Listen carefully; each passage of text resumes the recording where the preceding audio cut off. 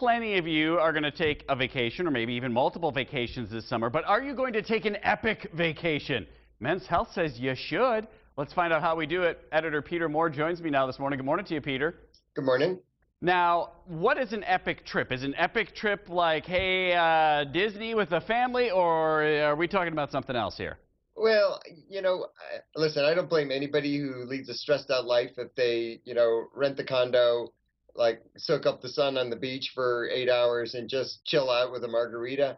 But what we're arguing for in a piece in the June issue of Men's Health is that really you ought to be focusing on some epic vacations too, where you take a look at something that's a personal challenge to you, something that maybe you've been curious about, but you've been kind of nervous to try it. Okay. Maybe something that you have to actually get in shape for before you take off on that vacation.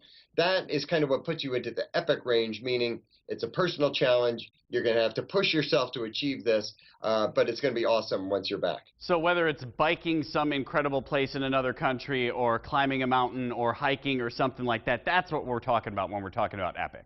Yeah, exactly. Something that maybe takes you out of your comfort range, but it's also going to stoke your adrenaline, maybe give you a sense of personal accomplishment that you didn't have before. Like all of those things can turn it in from a vacation where you're just kind of fighting stress and relaxing to one where you're pushing yourself, achieving something new, and maybe redefining who you think you are. And now that I'm hearing that, I don't know that that's necessarily a trip that I would take with my family. That might be something separate from what I do from them. Is that what you're saying here? Yeah.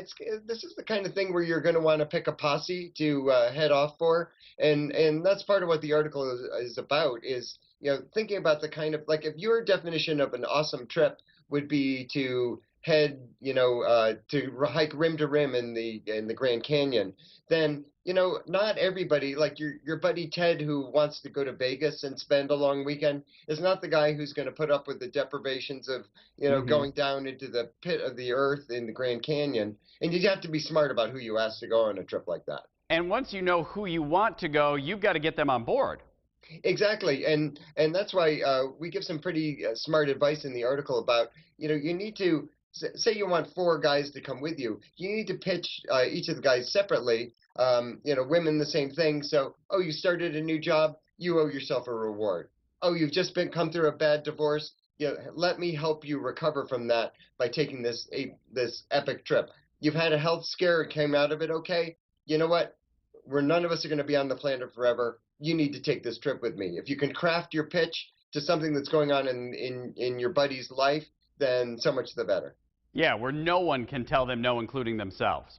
Exactly. It's kind of, and the fact is, I believe this. We need to reward ourselves. Our lives are not infinite, and we're all going to do a lot of work in the office. If you can find those 2 weeks where you can get away, take this epic trip, convince your spouse to do it, it could be the best thing you ever did in your life. Last thing I want to ask you about this article, which is on page 99 in the June issue of Men's Health, is if you don't know what to do, head for the water. Why is that? Well, exactly. We came across this study in the Journal of Environmental Research, so it must be true that people who get near the water tend to be more calm and more revitalized, and it also the same study showed that the closer you are to the ocean, the better you are off in life.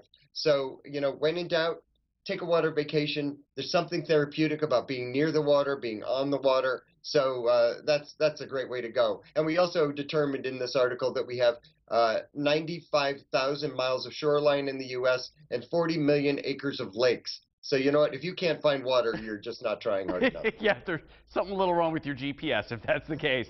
All right, more great information in the current issue of Men's Health, which is wherever you buy magazines and, of course, also online at menshealth.com. Peter Moore, thank you.